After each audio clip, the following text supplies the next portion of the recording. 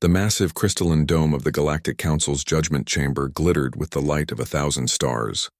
700 alien representatives from across the Milky Way sat in rising tiers, their murmurs creating a cacophony of clicks, whistles, and rumbles. At the center of this vast amphitheater stood Admiral Marcus Fletcher, the sole human representative, unnervingly calm despite being surrounded by the most powerful beings in known space. High Arbiter Voxtil, a towering insectoid with iridescent compound eyes, slammed a ceremonial staff against the floor. Silence fell immediately. "The Council has convened for an emergency session," Voxtil announced, voice translated through neural implants. "For the first time in 8,000 cycles, we face an existential threat." A holographic display materialized above the chamber floor, a three-dimensional map of the galaxy. Perfect in every detail except for one glaring anomaly, a dark void where human-controlled space should be. "For 3 centuries, we have tolerated this." "Inconsistency," continued Voxtil, mandibles clicking with irritation. "But our deep space probes have detected something alarming." The hologram shifted, showing the edge of human territory. Flashes of light, unmistakable weapons fire, illuminated the darkness. "Admiral Fletcher." Voxtil's compound eyes fixed on the human.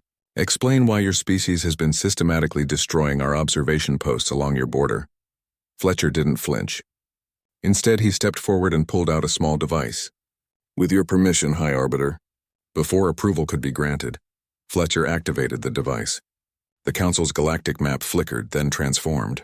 Suddenly, the dark void of human space filled with detail. Not just human worlds, but complete stellar cartography of the entire galaxy, including regions the Council had never mapped. Fletcher's voice echoed through the stunned chamber. "You believe we've been hiding. The truth is, we've been watching. For centuries, your maps have ended at human space because we wanted them to. Our maps, however, have no such limitations." The revelation hit the chamber like a supernova. Humanity hadn't been isolating itself. It had been studying the galaxy undetected, gathering intelligence. And now something had caused them to reveal their hand. "This isn't a declaration of war," Fletcher said, his tone eerily matter-of-fact. "It's a warning. War has already been declared, not by us, but against all of us. And you never even saw it coming." Murmurs erupted across the chamber. Representatives of the Vordak Imperium, hulking silicon-based beings, rose to their feet in outrage. The Melosian delegation, ethereal creatures of pure light, pulsed rapidly in distress. "Order!" demanded Voxtil, striking his staff 3 times. "Admiral Fletcher, these are serious claims.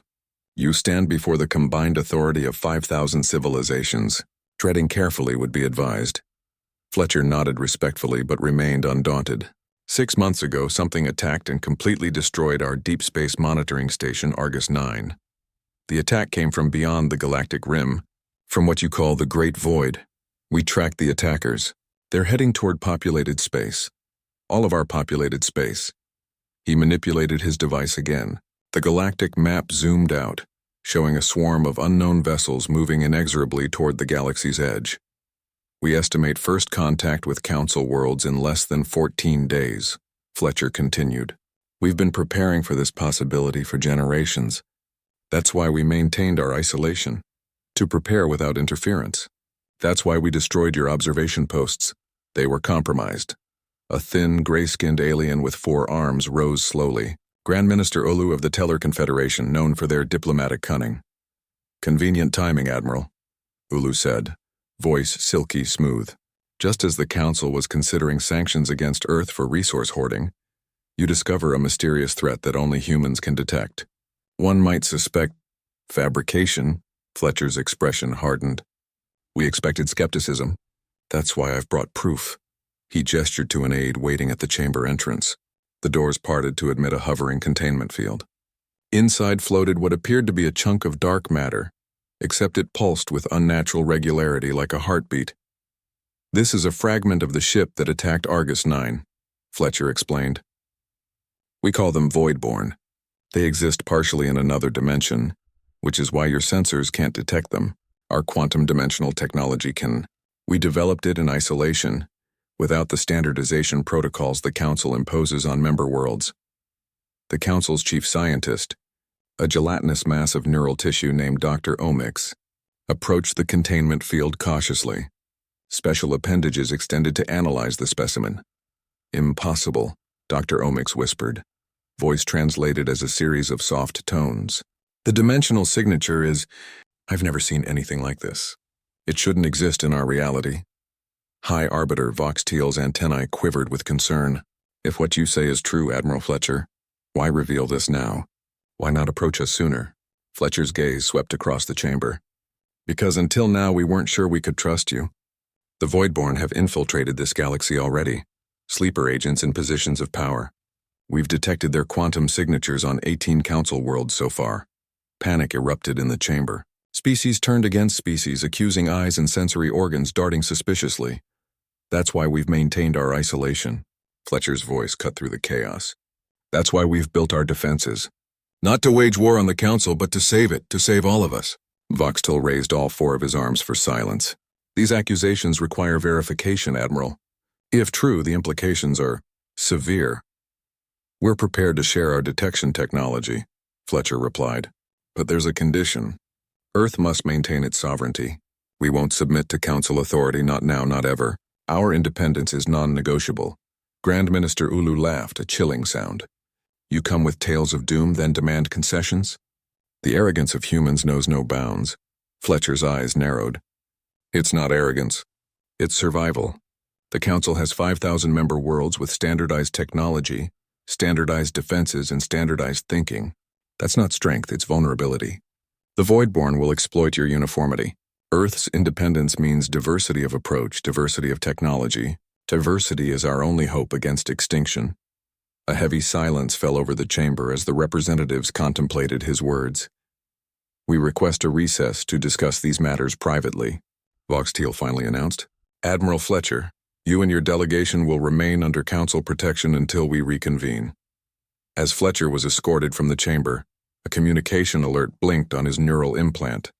He subtly activated it, hearing the voice of Commander Leora Reed, leader of Earth's reconnaissance fleet stationed at the galaxy's edge. Admiral, we have confirmation. The Voidborn Vanguard has accelerated. They'll reach Outpost Sigma 3 in less than 5 hours. They're moving faster than we predicted.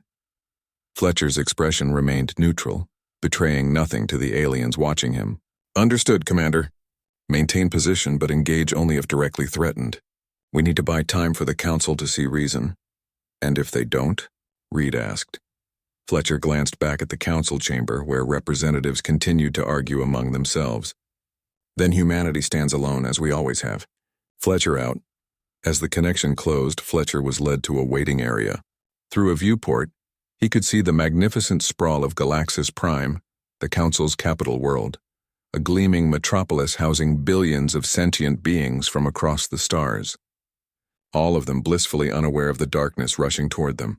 In less than 2 weeks, that darkness would arrive. And the galaxy would learn whether humanity's long isolation had been paranoia or foresight. Either way, the maps that once ended at human space would soon be redrawn, if anyone remained to draw them at all. 50,000 kilometers from the galactic rim, Commander Leora Reed stood on the bridge of the Earth vessel Vigilant, watching the void between galaxies. To most species, this expanse appeared empty, a vast nothingness separating the Milky Way from its distant neighbors. But Reed's eyes were fixed on the specialized detection grid that only humans had developed. It showed the unthinkable. A massive fleet approaching, vessels unlike any known design, their hulls partially phased into another dimension. The Voidborn. Status report, Reed demanded, her voice steady despite the tension. Lieutenant Moss looked up from his station. Voidborn fleet maintaining approach vector. Estimated arrival at Outpost Sigma 3 in 4 hours, 27 minutes. No response to communication attempts. Reed nodded grimly. They never respond. They don't see communication as necessary with prey. Her neural implant chimed with an incoming transmission. Admiral Fletcher's face appeared in her mind's eye, his expression taut with concern. Commander, the Council is in recess.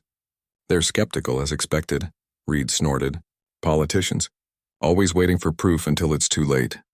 We need to give them that proof, Fletcher replied, without casualties if possible. The Benaxi representative approached me privately. They're willing to listen.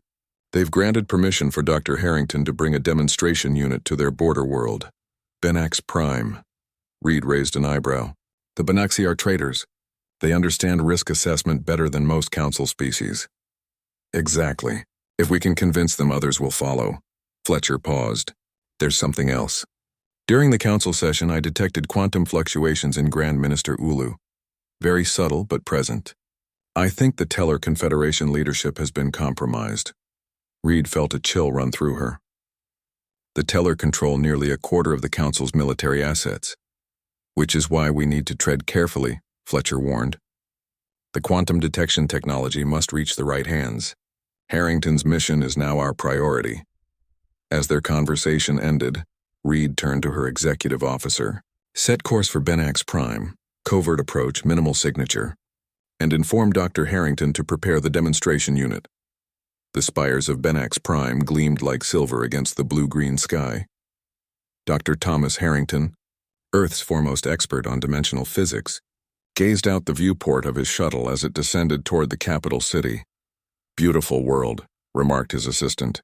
Dr. Cato, let's hope it stays that way. Harrington replied grimly. The Benaxi greeting party awaited them at the landing pad. Tall, willowy beings with copper-toned skin and 4 independently focusing eyes.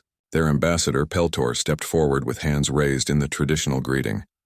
Welcome to Benax Prime Earth Delegation. We are honored by your presence, though the circumstances are concerning. Harrington returned the gesture. Thank you for your willingness to hear us, Ambassador. What we've brought may seem alarming, but knowledge is always preferable to ignorance. As they were escorted to the science facility, Harrington noticed the extra security. Not just Benaxi guards, but representatives from other species as well. Word had spread about their arrival. The demonstration chamber was a large amphitheater, with representatives from 12 different worlds in attendance. Harrington recognized the insignia of the Melosian Concord and the Vordak Imperium among others. More witnesses than expected, he whispered to Cato. More skeptics too. Convinced, she replied. Ambassador Peltor addressed the gathering. Esteemed colleagues, the Earth delegation has brought evidence of a threat they claim approaches our galaxy. We have agreed to observe their demonstration before forming judgments. Murmurs rippled through the assembly. Harrington stepped forward, placing a containment unit at the center of the room. What I'm about to show you exists partially in another dimension, he explained. Your standard sensors cannot detect it, but the technology we've developed can. He activated a small device similar to Admiral Fletcher's. This translator will make the dimensional shifts visible to all present. The container opened, revealing what appeared to be empty space. Then Harrington activated the translator. The air shimmered and suddenly a writhing mass appeared, a fragment similar to what Fletcher had shown the Council, but active, pulsating with alien life. Gasps echoed through the chamber. The fragment twisted unnaturally, as if struggling against the laws of physics themselves. This is tissue from a voidborne scout vessel, Harrington continued. It exists simultaneously in our dimension and another. They can see us, but we cannot see them, not without this technology. A Vordak representative lumbered forward, crystalline eyes reflecting the writhing mass. This proves nothing. It could be an Earth fabrication, a holographic trick. No hologram can produce these quantum signatures, Harrington countered, displaying readings on surrounding screens. But I anticipated your skepticism. He gestured to Cato, who brought forward a second device. This is a portable detection grid. It scans for dimensional anomalies. With your permission, Ambassador Peltor, I'd like to activate it here. The ambassador hesitated, then nodded. Harrington activated the device. Immediately, a holographic display showed the room and its occupants with one alarming addition. A swirling darkness surrounded one of the Melosian representatives. What is this deception? Demanded the Melosian, its light form pulsing angrily. Not deception, revelation, Harrington replied grimly. You're carrying a void-born parasite. It's attached to your energy matrix, feeding information back to its masters. Chaos erupted. Security forces surrounded the Melosian, who began to pulse frantically. Then, without warning, its light form darkened and expanded. The security officers nearest to it collapsed, their life energy visibly draining away. Containment protocols, Harrington shouted, pulling a specialized weapon. The device fired a pulse that created a dimensional barrier around the infected Melosian. Inside the barrier, the creature writhed, its beautiful light form now corrupted by swirling darkness. It slammed against the barrier repeatedly, each impact sending shockwaves through the room. "The parasite has taken full control," Harrington explained, voice tight with tension. "It's been dormant, gathering intelligence. Our arrival triggered it." Ambassador Peltor stared in horror. How many more could be infected? Before Harrington could answer, the building shook with the impact of weapons fire. Alarms blared throughout the facility. "We're under attack," a security officer shouted. Harrington's neural implant activated with an emergency transmission from his shuttle pilot. "Doctor, we have multiple hostiles approaching." "Unmarked vessels, but they're using Teller weapon signatures." Understanding dawned on Harrington's face. "They're trying to stop us from sharing the detection technology." He turned to Peltor. "Ambassador, we need to evacuate immediately. Any compromised council members would rather destroy this facility than allow our evidence to spread." The building shook again, more violently. Part of the ceiling collapsed, crushing several attendees. In the chaos, Harrington grabbed the detection device and the contained sample. "Follow me," he shouted to Cato and the ambassador. "We have a secondary escape plan." As they raced through corridors filled with panicking diplomats, Harrington activated his emergency beacon, a signal that only Earth vessels could detect. Outside, the beautiful spires of the Banaxi capital were engulfed in flames as unmarked attack ships strafed the city. Civilians ran screaming while defense batteries attempted to respond. "This way." Harrington led his small group to a maintenance tunnel. "This leads to an underground hangar. We have a stealth shuttle waiting." Ambassador Peltor stared at him in shock. "You anticipated this attack?" "We've learned to prepare for worst-case scenarios," Harrington replied grimly. "The Voidborn have been infiltrating the Council for decades. We knew showing our hand would provoke them." As they reached the hangar, they found it already under attack. Teller commandos, elite four-armed warriors, were engaging with the hangar's defenders. Harrington's shuttle pilot lay dead, along with several Banaxi guards. "We're trapped," whispered Cato. Harrington's face hardened. "No, we're just outmatched." He activated his neural implant again. "Emergency Protocol Omega. Authorization Harrington Delta 97. For a moment, nothing happened. Then the hangar doors exploded inward. Through the smoke and debris emerged what looked like standard Earth Marines until they moved. Their speed was impossible, their coordination perfect. Each soldier wore an exoskeleton that shimmered with a faint blue light. The Teller commandos fired, but the Earth Marines dodged with inhuman precision. They returned fire with weapons that seemed to bend light itself, cutting through the Teller armor like paper. In seconds, the engagement was over. "Quantum-linked combat units," Harrington explained to the stunned ambassador. "Their neural systems operate partially in the same dimension as the Voidborn. They can anticipate movements before they happen. This technology," Peltor whispered, "the Council has nothing like this." "That's why we stayed independent," Harrington replied as they boarded a waiting shuttle. "Standard Council technology would never have prepared us for the Voidborn." As their shuttle lifted off, breaking through the atmosphere, they witnessed the full scale of the attack. The Council emergency bunker beneath Galaxis Prime buzzed with frantic activity. Screens displayed real-time updates from 17 worlds under simultaneous attack. Security forces hustled dignitaries through reinforced corridors while technicians worked desperately to maintain communications with affected systems. In Atite, a secured war room at the heart of this underground complex, Intelligence Officer Nix Val floated in her liquid environment, luminescent tendrils pulsing with anxiety. As a Lumidarian, her aquatic species communicated through light patterns and telepathic impressions, making her uniquely qualified for intelligence work. Now those abilities were being pushed to their limits. "I don't trust you," she projected toward the human sitting across from her. "Your kind has hidden from the galaxy for centuries, and suddenly you appear with tales of invisible enemies and superior technology." Convenient timing. Jack Donovan, Earth intelligence operative, remained impassive.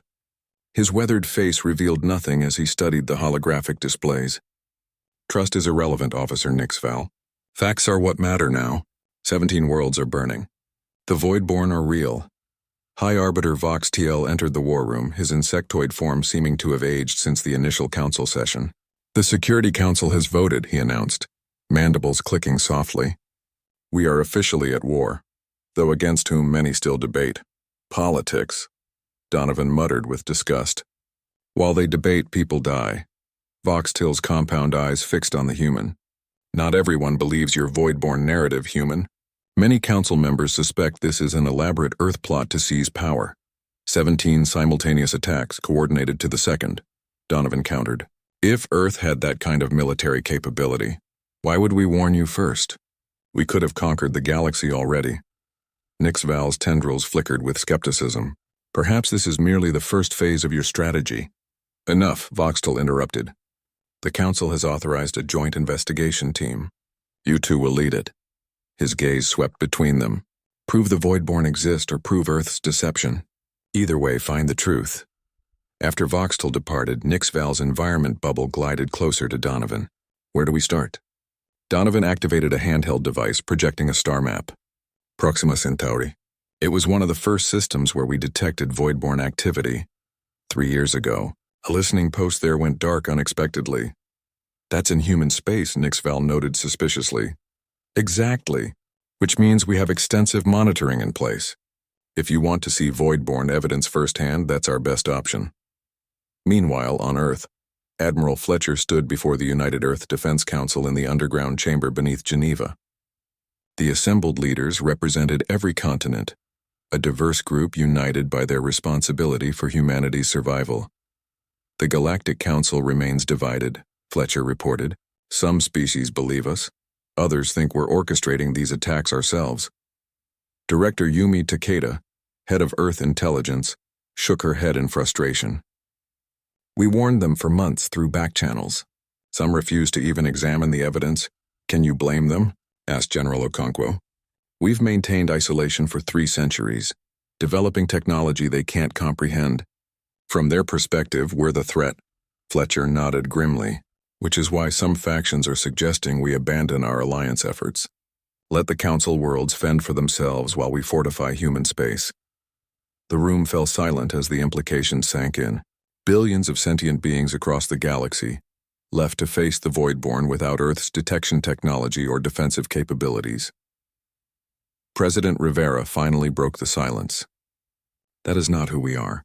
That is not who we have ever been. His voice carried the weight of conviction. Humanity did not develop in isolation out of fear or selfishness, but out of foresight. He stood, addressing the entire council.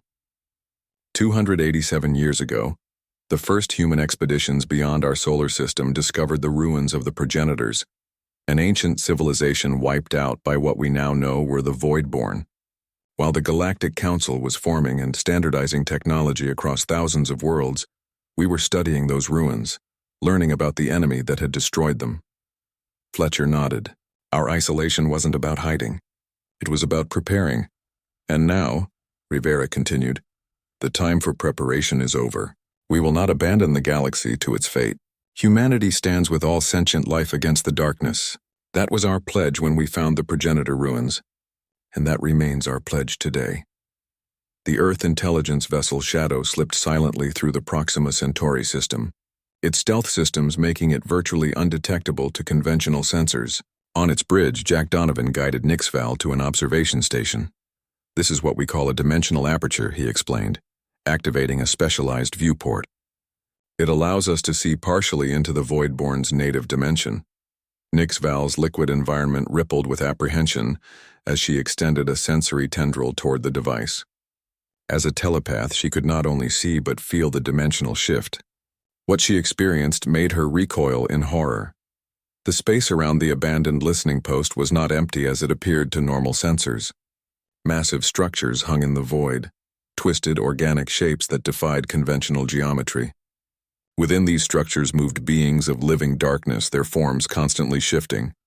By the 5 moons, she whispered, her luminescence dimming with shock. They're harvesting. Donovan nodded grimly. The listening post had a crew of 23. The Voidborn didn't just kill them. They extracted their neural patterns, their consciousness. They feed on sentient thought. Nixval pulled away from the viewport, her tendrils trembling. How long have you known about them? We found the first evidence in the progenitor ruins. Records of a war fought 10,000 years ago against enemies that came from between dimensions. The progenitors called them thought eaters. They fought for a century before they were consumed. Why didn't you warn the council when you first discovered this? Donovan's expression hardened. We tried 300 years ago. The Council dismissed our evidence as primitive superstition and demanded we join their collective, standardize our technology, abandon our research into dimensional physics. So you withdrew instead? Nixval realized. You isolated yourselves to continue preparing for an enemy no one else believed in. Their conversation was interrupted by an alarm. The ship's captain, a stern woman named Rodriguez, approached rapidly. We've got movement. Something's detaching from the main void-born structure. The view screen showed a dark shape separating from the twisted architecture, moving with purpose toward the shadow. They've detected us, Donovan realized. The dimensional aperture works both ways. When we observe them, they can sense it. Can they track us? Nixval asked, fear evident in her flickering light patterns. They can't see us directly, but they can feel the dimensional disturbance. We need to move. Captain Rodriguez barked orders and the shadow began to pull away. The void-born vessel, if vessel was the right word for the twisted amalgamation of darkness pursuing them, accelerated in response. It's matching our course, reported the sensor officer. Gaining rapidly. Conventional engines won't outrun it, Donovan warned. Captain, we need to jump. Rodriguez nodded grimly. Prepare for dimensional shift. All hands secure for jump. Nixval had never experienced human FTL technology before. Unlike the standard hyperspace generators used by Council vessels, Earthships employed something called dimensional folding, a technique that briefly shifted the entire vessel partially into another dimension, allowing it to traverse vast distances instantly. The sensation was unlike anything Nixval had ever felt. For a brief, terrifying moment, her consciousness seemed to expand beyond her physical form, touching minds and thoughts not her own. Then reality snapped back into focus and the shadow was in a different system entirely. That was... She struggled to find words, her tendrils flashing chaotically. Disorienting, I know, Donovan said. It's why Council species can't use our drive technology. Their neural systems aren't adapted for dimensional shifting. Nixval studied him with new understanding. You've been modifying yourselves. Your genetics, your neural structure. You've been adapting humanity to fight in the Voidborn's dimension. Donovan didn't confirm or deny this. Instead, he checked the ship's sensors. We're clear for now. We should transmit our findings to both Earth Command and the Council. As Nixval prepared the data package for the Council, a disturbing thought occurred to her.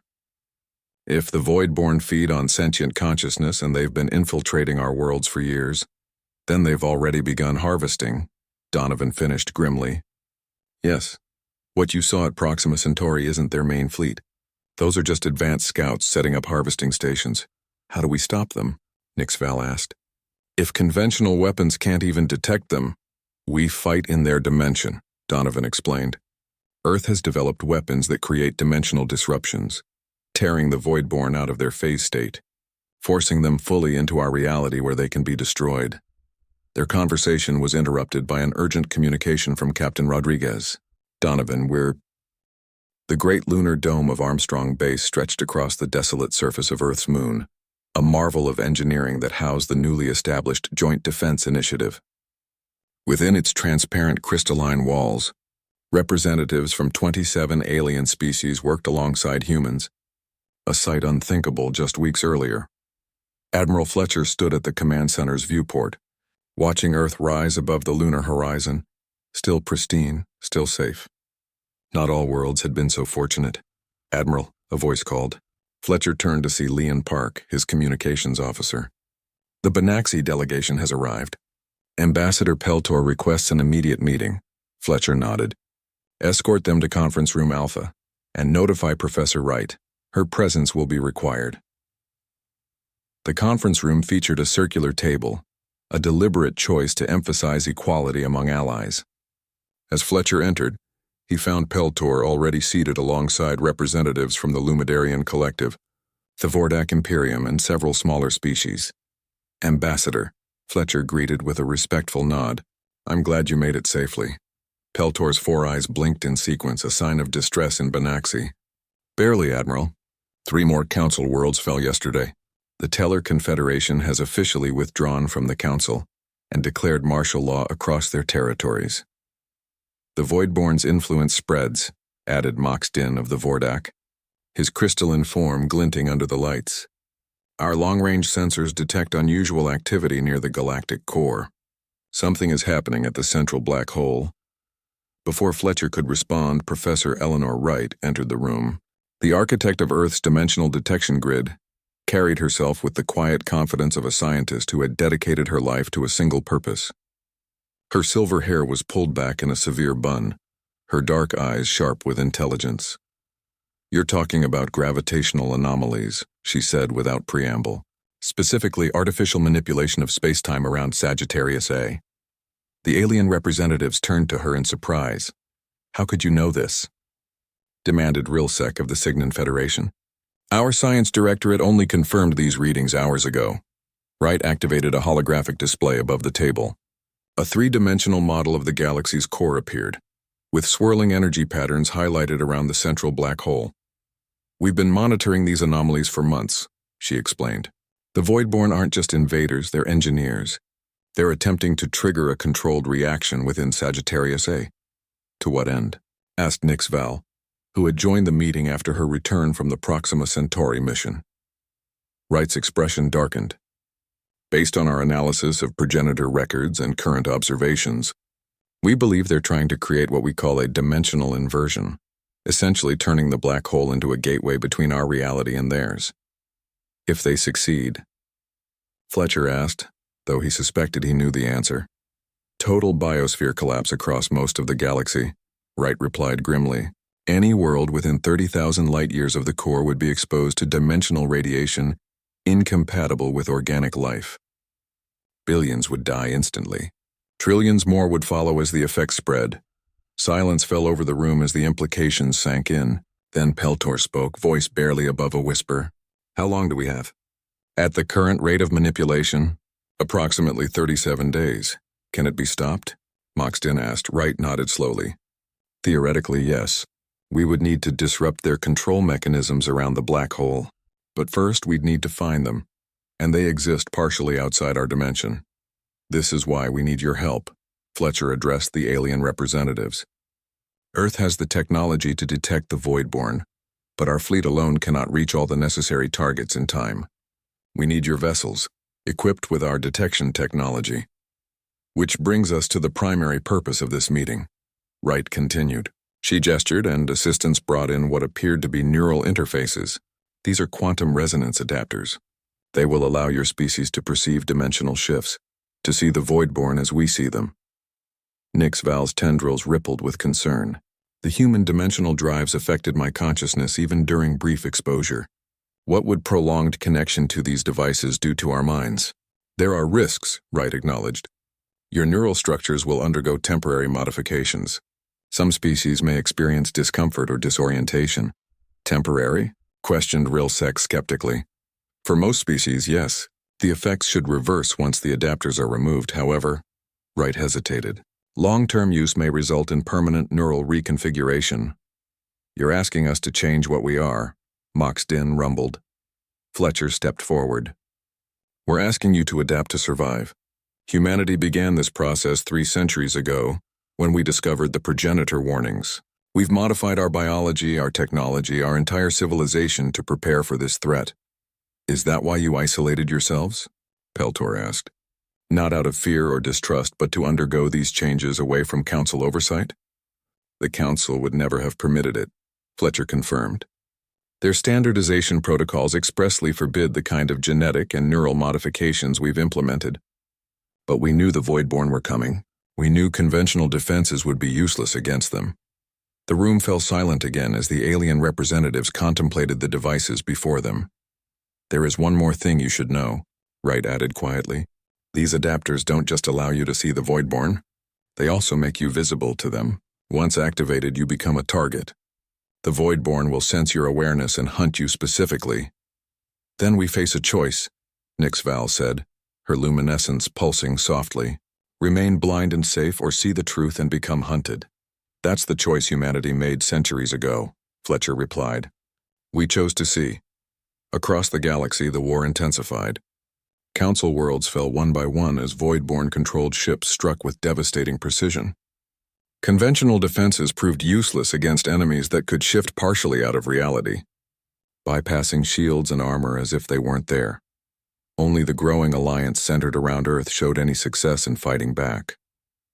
Vessels equipped with human dimensional technology engaged the enemy on equal footing, forcing voidborne ships fully into normal space where they could be destroyed. On the mineral-rich world of Torval Prime, a joint human Vordak force held the line against wave after wave of twisted vessels. Commander Leora Reed directed the defense from the bridge of the Vigilant, her ship's sensors providing crucial data to the Allied fleet. Voidborne vessels approaching from Vector 937, reported Lieutenant Moss.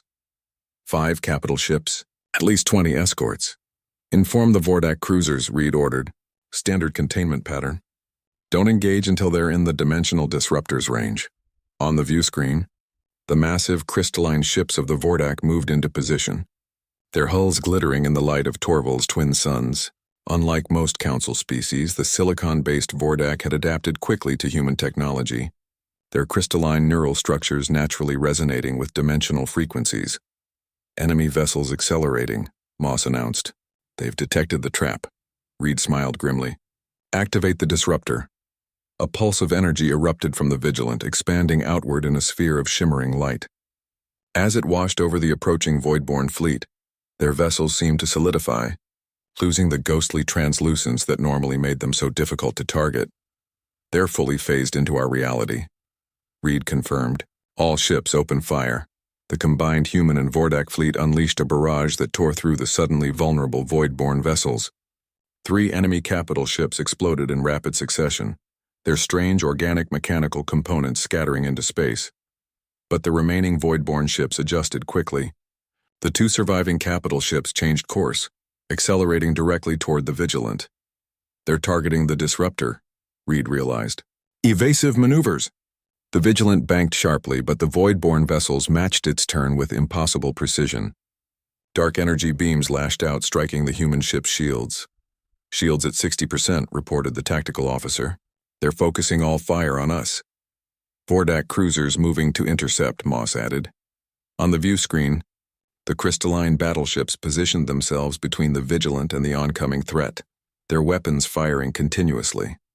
One of the voidborne capital ships erupted in flames, but the last one continued its suicidal charge. They're going to ram us, Reed realized. All power to forward shields. The impact was devastating. The voidborne vessel, nearly twice the size of the Vigilant, crashed into the human ship at full speed.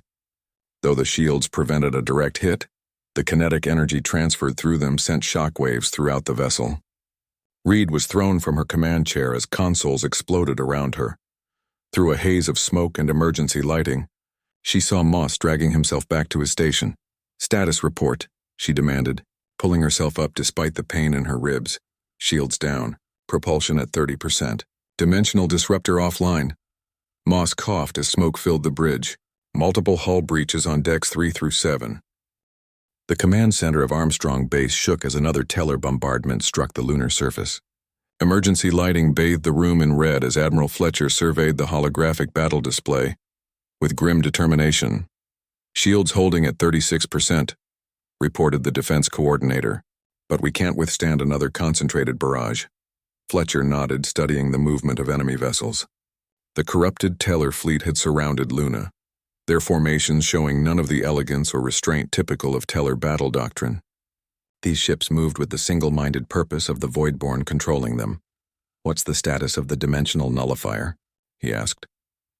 Professor Wright's voice came through the comm system, punctuated by the sounds of frantic activity. Final calibrations complete. The targeting system is locked on the Indomitable. If our calculations are correct, the nullification field should disrupt the Voidborn connection across all vessels within 10,000 kilometers. And if your calculations are incorrect? Asked Nyx Val, her luminescent form dimmed with concern. Then we could create a dimensional rupture that consumes this entire system, Wright admitted. Fletcher's expression remained unchanged. Humanity has faced extinction before. We've prepared for this moment for centuries. He activated the base-wide communication system. All personnel, this is Admiral Fletcher. Operation Event Horizon is now in effect. All non-essential personnel proceed to evacuation vessels immediately. Around the base, organized chaos erupted as the evacuation plan went into motion. Alien representatives and human civilians moved toward designated shuttles while military personnel maintained their posts. Commander Reed, Fletcher turned to his most trusted officer. You'll lead the strike team. Take the prototype nullifier directly to the galactic core if our attempt here fails. Reed saluted sharply. Understood, sir. The Vigilant is prepped and ready. I will accompany her, announced Moxton of the Vordak. My crystalline form can withstand dimensional interference better than most species. As will I, added Nixval, her tendrils pulsing with determination. My telepathic abilities may provide early warning of void-borne countermeasures. Fletcher nodded his approval. Dr. Harrington will join you as well. His knowledge of the void-borne dimensional physics is unparalleled. Outside, the battle intensified. Earth defense vessels clashed with the corrupted Teller fleet, their weapons flashing against the blackness of space. Despite being outnumbered, the human ships fought with uncanny coordination, their movements seemingly anticipating enemy actions before they occurred. Quantum-linked combat systems, Wright explained to the watching alien representatives.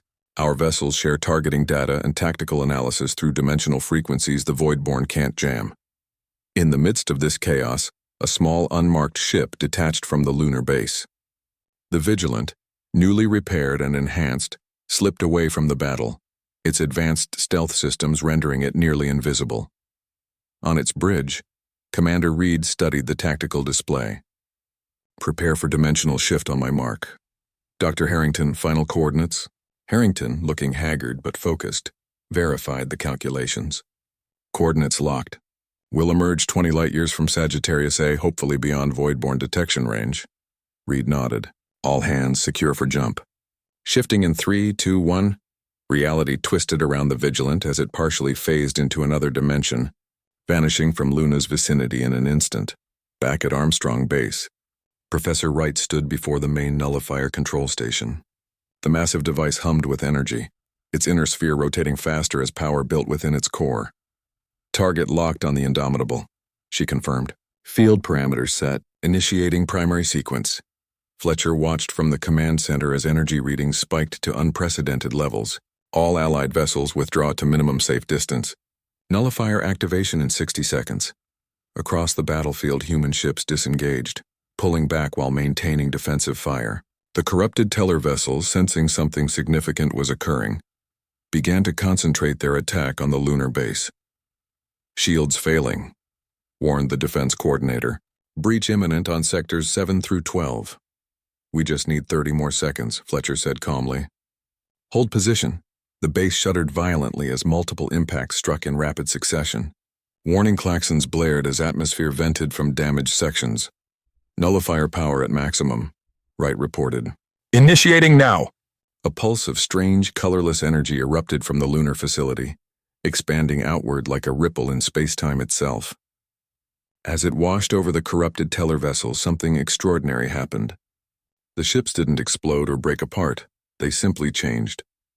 The dark, oily sheen that had coated their hulls evaporated, leaving normal Teller vessels behind.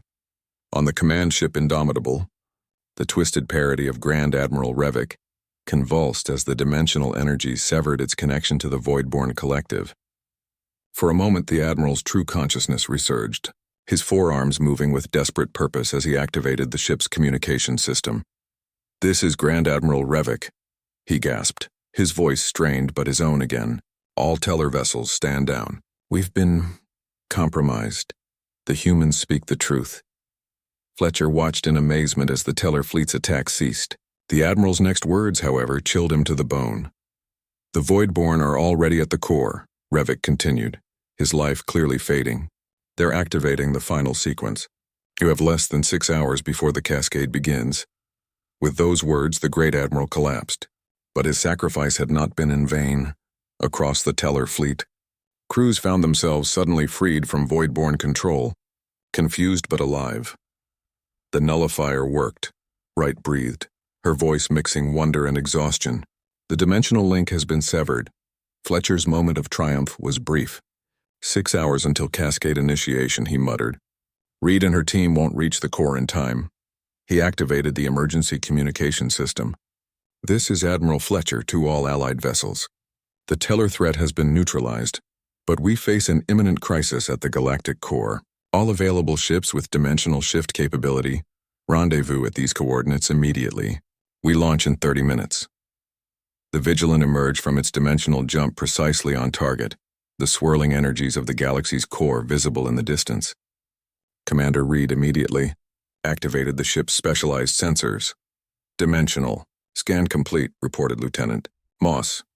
Massive void-borne presence detected around Sagittarius A. They've constructed some kind of structure, encircling the black hole.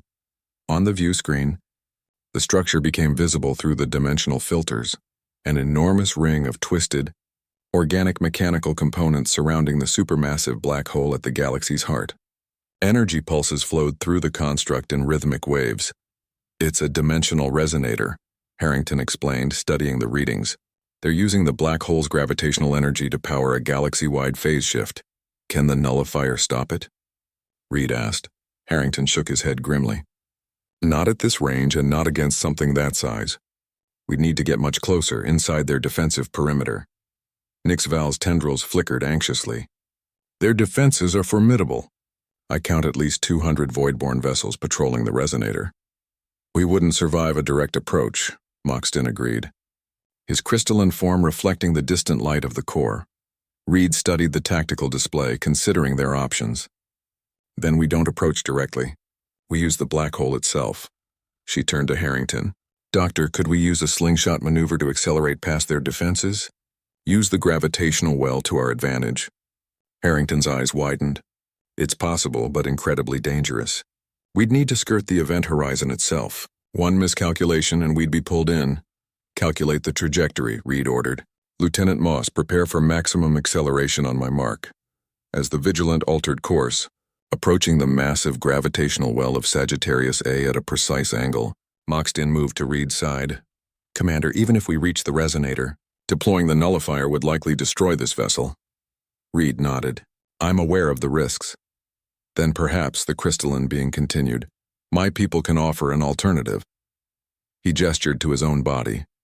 Vordak crystals can be programmed to continue resonating after separation from our central consciousness. If I were to integrate myself with the nullifier, I could maintain its field after deployment. Reed understood immediately what he was suggesting. That would be a one-way trip, Moxton. One life to save trillions, he replied simply. A mathematical certainty my people would accept. Before Reed could respond, proximity alarms blared across the bridge. Voidborne vessels have detected us, Moss shouted. Multiple hostiles on intercept course. Initiate slingshot maneuver, Reed ordered. All power to engines and forward shields.